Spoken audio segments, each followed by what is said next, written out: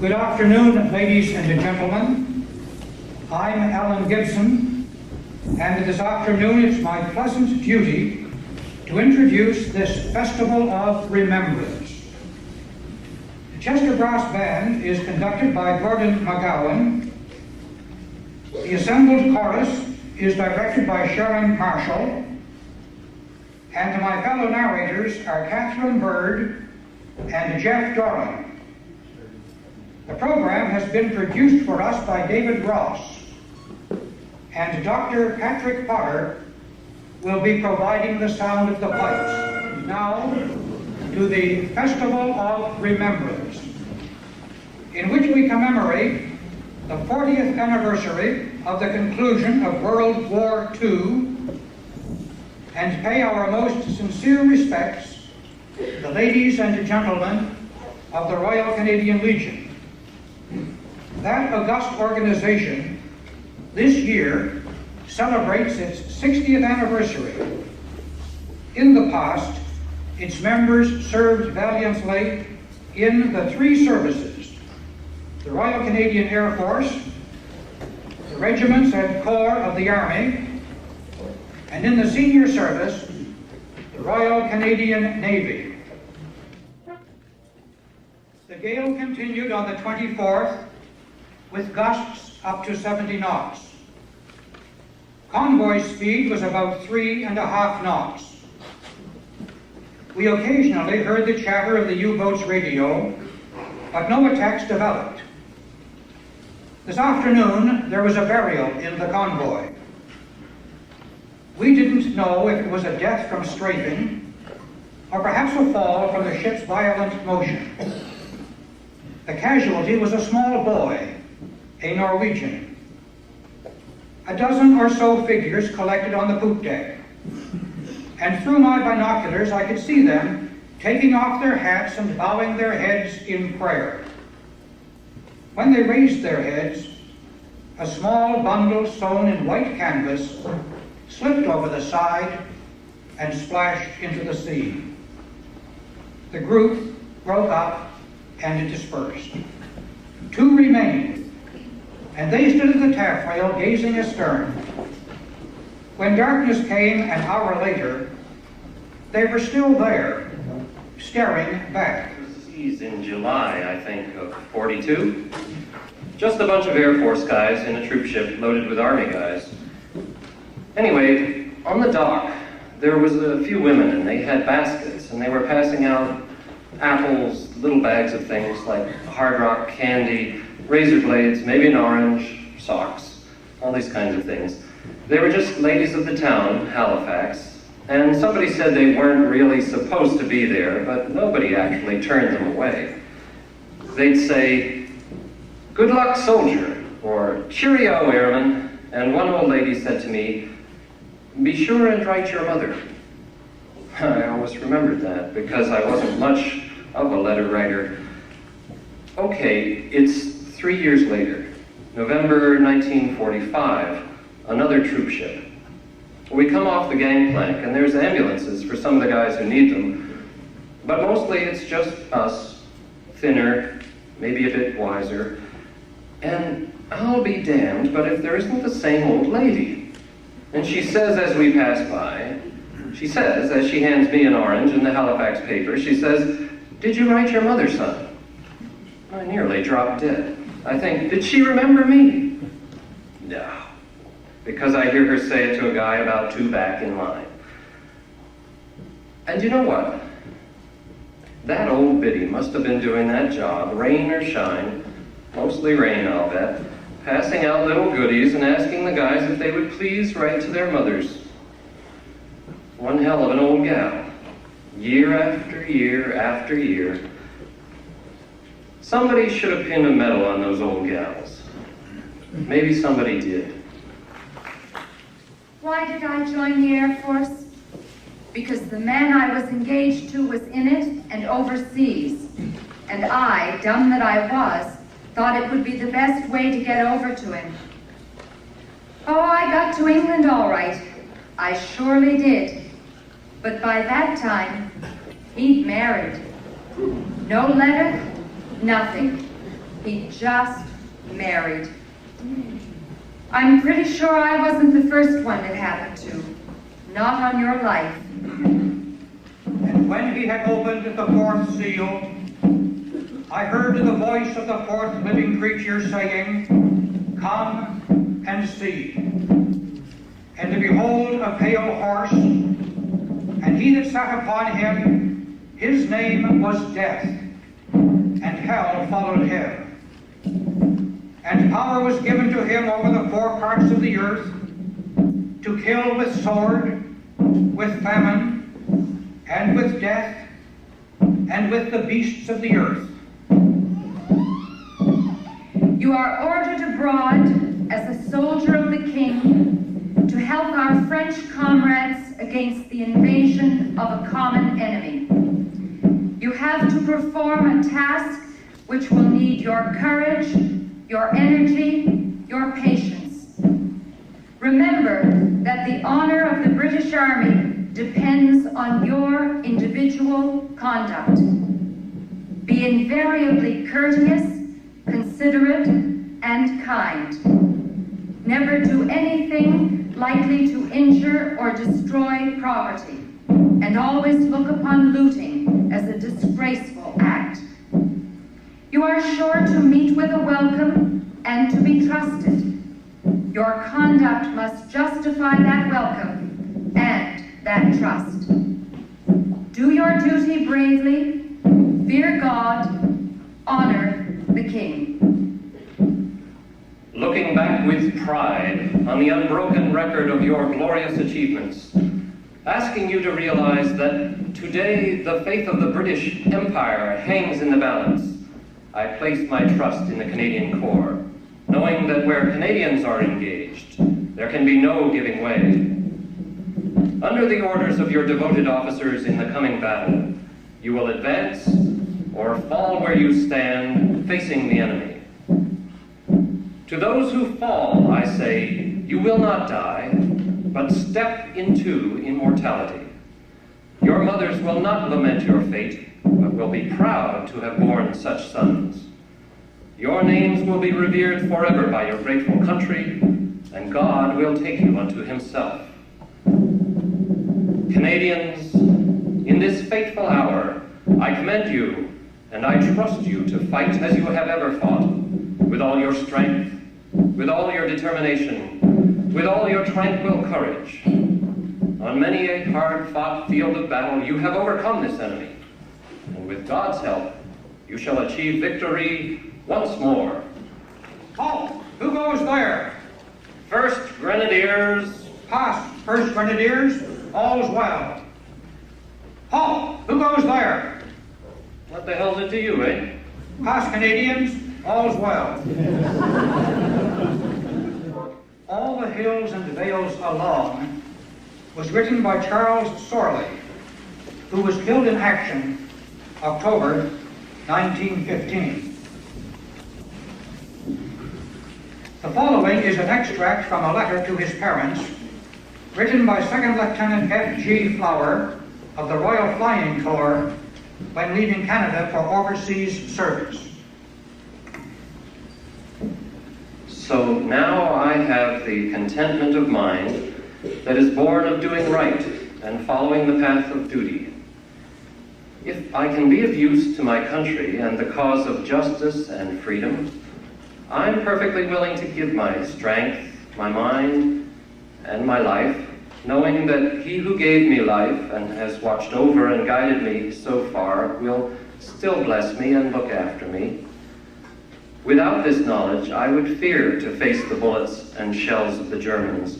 But as it is, I will not be afraid. We may never reach the front. I hope not, as I do not want the war to last that long. But if we do, I know that I will be followed by the prayers of my father and mother. Pray that I may be brave and do my duty, and if I fall, that it may be doing my duty. Do not sorrow for me, but rather be glad that your son has been privileged to give his life for his country, and is kind, and in the service of his God. Second Lieutenant Flower was killed in action on 18 December 1917. He was attacked by 4 enemy machines and shot down in flames over the British lines. This letter was not received by his parents until after his death.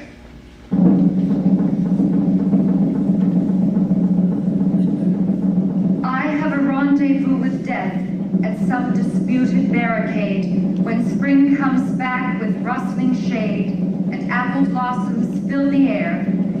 I have a rendezvous with death when spring brings black, blue days and fair. It may be he shall take my hand and lead me into his dark land and close my eyes and quench my breath. It may be I shall pass him still. I have a rendezvous with death on some scarred slope of battered hill when spring comes round again this year and the first meadow flowers appear. God knows 'twere better to be deep, pillowed in silk and scented down, where love throbs out in blissful sleep, pulse nigh to pulse and breath to breath, where hushed awakenings are dear. But I've a rendezvous with death at midnight in some flaming town, when spring trips north again this year. And I to my pledged word am true. I shall not fail that rendezvous. Buddies. Loot, of course. Maybe one big glass of that West Indian rum the boys used to bring back. It'll kill anybody.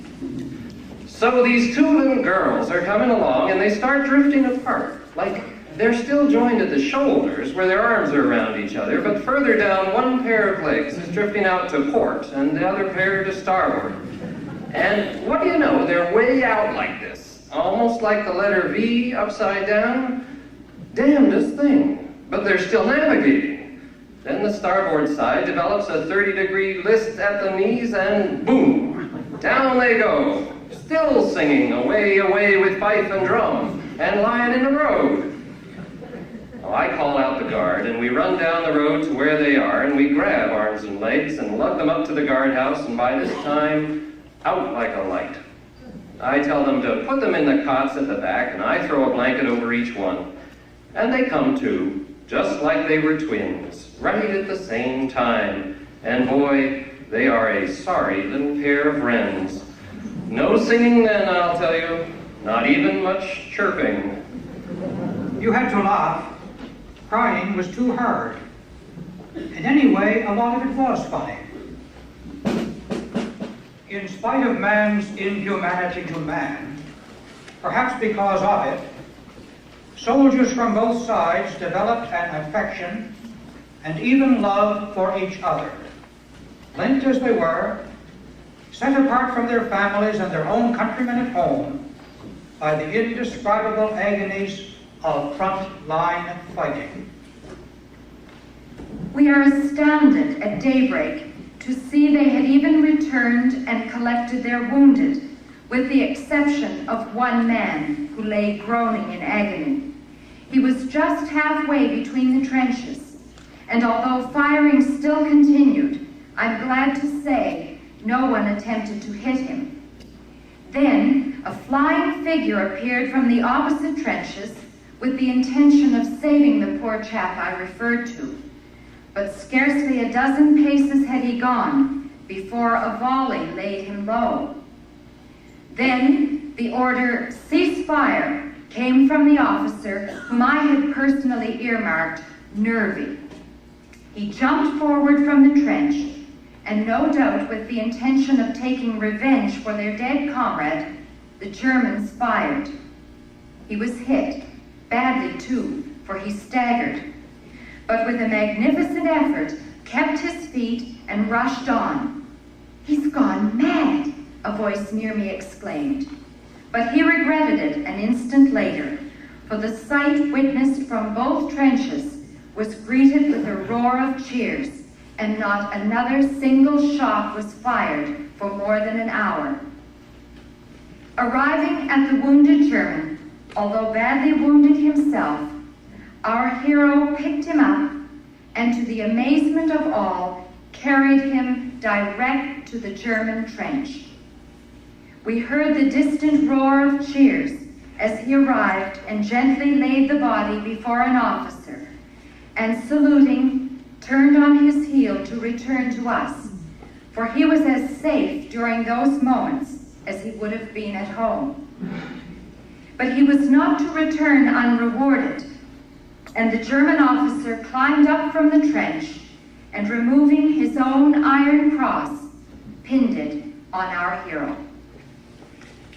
A lot of the wives and families of seamen on the frigates and minesweepers living in Halifax, and that's another reason why that place was such a hellhole during the war. Too crowded, living in slums, and some are still there. Life was pretty drab, and when they got a few days off to stay with their families, the food ashore was maybe worse than aboard. They had this deal, say 20, 30, 40 miles out. The skipper would order a depth charge thrown out, not a pattern, but just one, maybe two.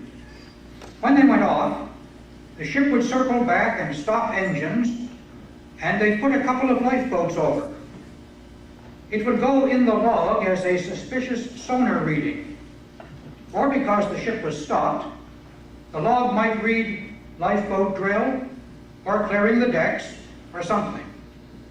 Some skippers probably never did a thing to the log, figuring who's checking anyway. If they were lucky, dozens, maybe hundreds of fish would come up. Some would be torn up, naturally. After all, a depth charge that can rip the plates off a sub can do a lot of damage to some Atlantic cod.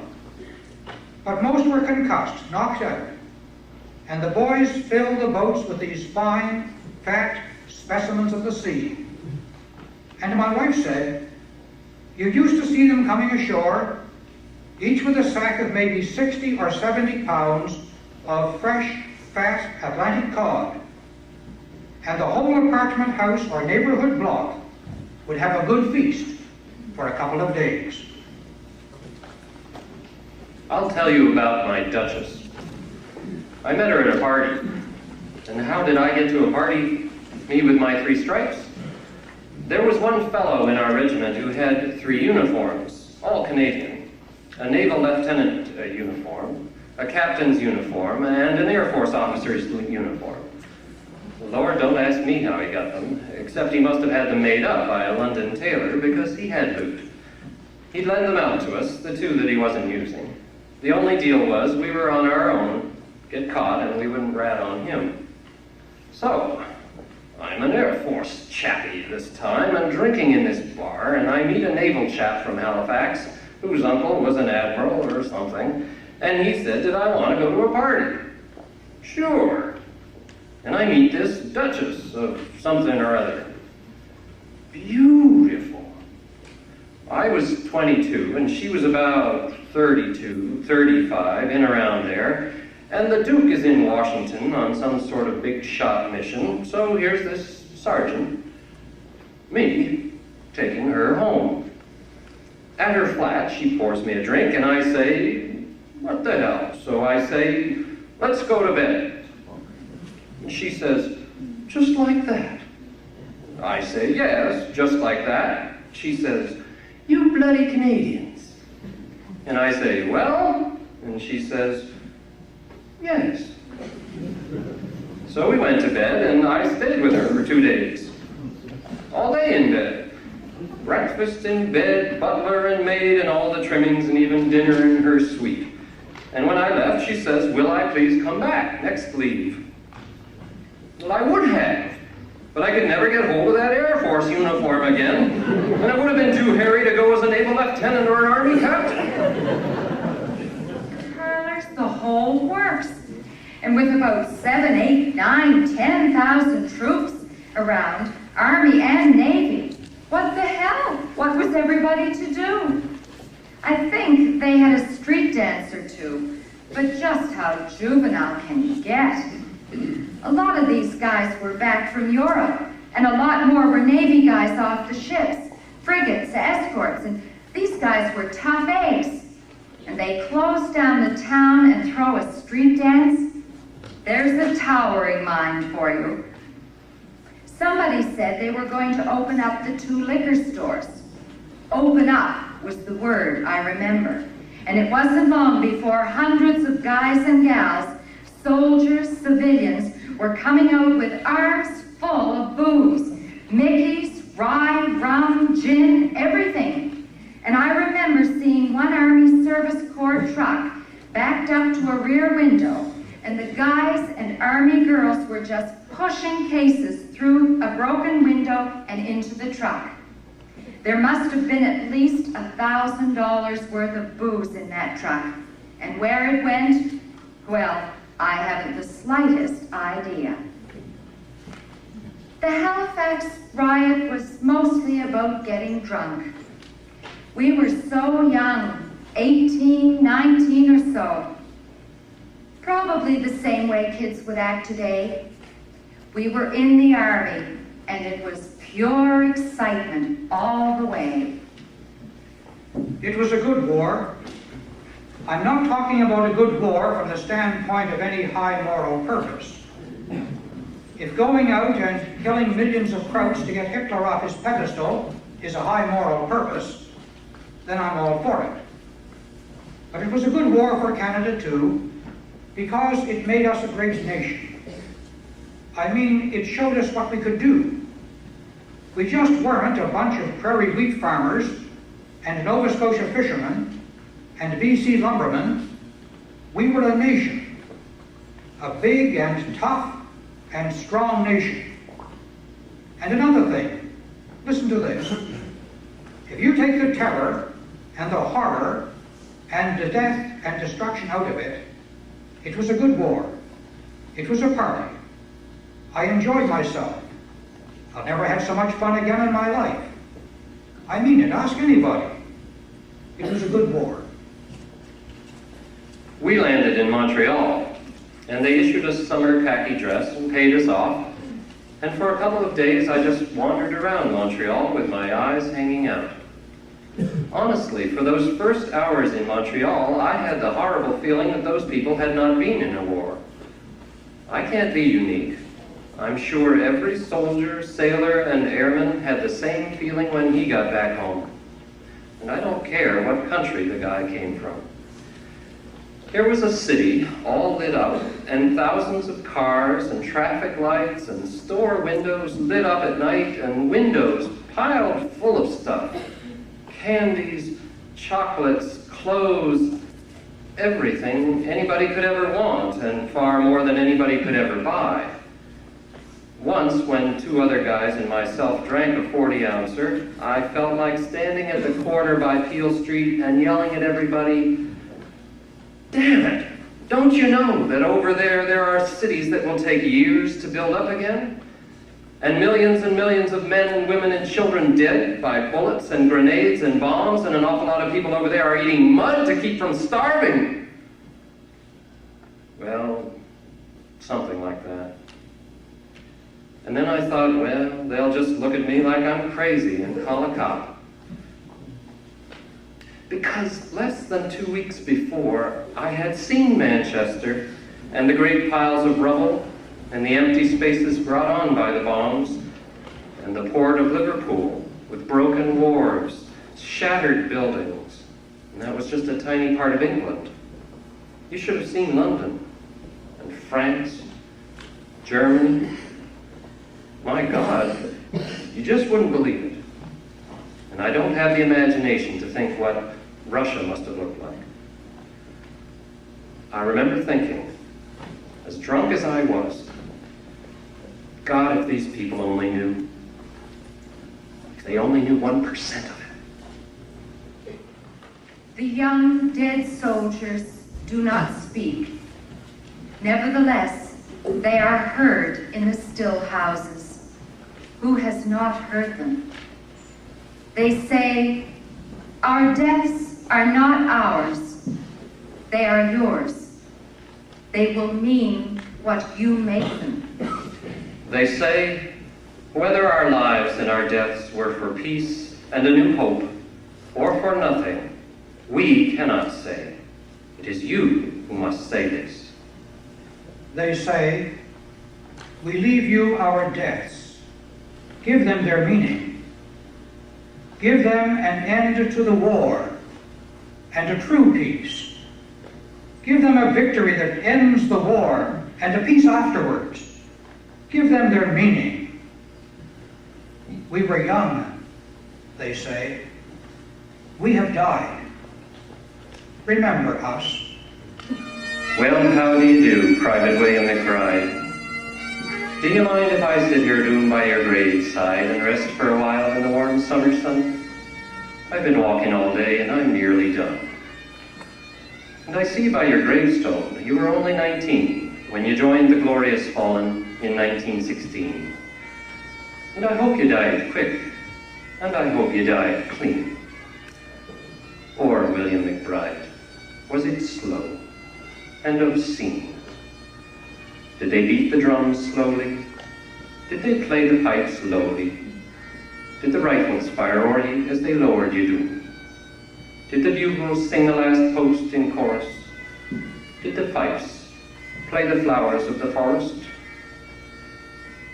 Well, the sun, it shines down on these green fields of France. The warm wind blows gently, and the red poppies dance. The trenches are vanished now under the plow. No gas and no barbed wire, no guns firing now. But here in this graveyard, it's still no man's land, and the countless white crosses in mute witness stand to man's blind indifference to his fellow man, and a whole generation who were butchered and damned. Did they beat the drums slowly? Did they play the pipes slowly? Did the rifles fire o'er you as they lowered you down? Did the bugles sing the last post in chorus? Did the fifes play the flowers of the forest? And I can't help but wonder now, Willie McBride, do all those who lie here know why they died? Did you really believe them when they told you the cause? Did you really believe that this war would end wars? But the suffering, the sorrow, the glory, the shame, the killing, the dying, it was all done in vain. For Willie McBride, it's all happened again, and again, and again, and again, and again.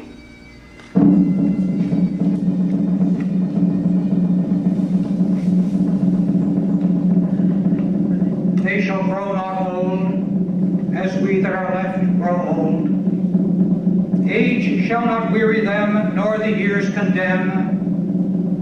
At the going down of the sun and in the morning, we will remember that.